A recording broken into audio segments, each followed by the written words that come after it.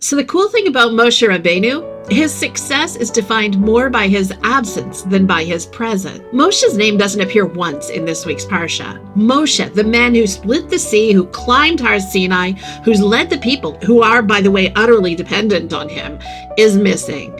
Instead, the spotlight shifts entirely to his brother Aharon and the detailed uniforms of the Kohanim and the inauguration of the Mishkan.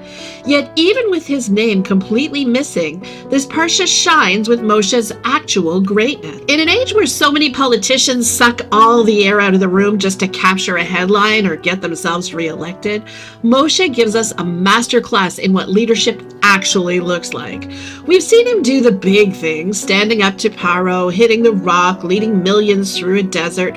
But here we see his ultimate defining act. He steps aside. At the beginning of his mission, Moshe held 3 portfolios, 3 branches of government, if you want. He controlled them all.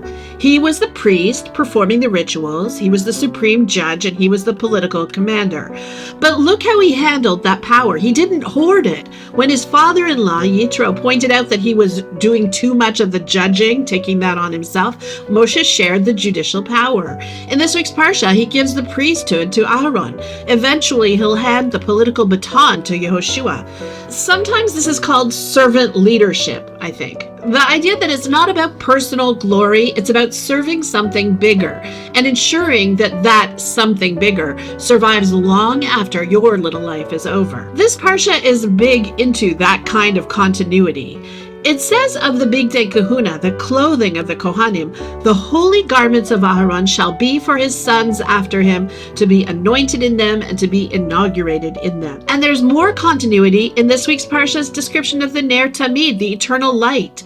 To cause a lamp to burn constantly, it shall be a statute forever throughout their generations. Sivan Rahav Meir says, we see this same struggle in child rearing. We kindle the light for our children. We provide the spark and the inspiration, but eventually it's up to them to keep it burning on their own. And that's what leadership really is, or parenting, or education, whatever you want to call it. Moshe was all those things, a political leader, a parent. We remember him mainly as Moshe Rabbeinu, Moshe our teacher.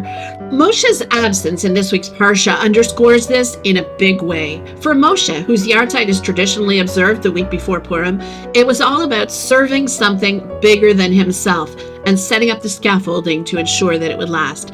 And it has. That's Moshe's triumph and his greatness, because instead of sucking all the air out of the room, a true leader throws the windows open wide so tons and tons of fresh air and sunlight can get in.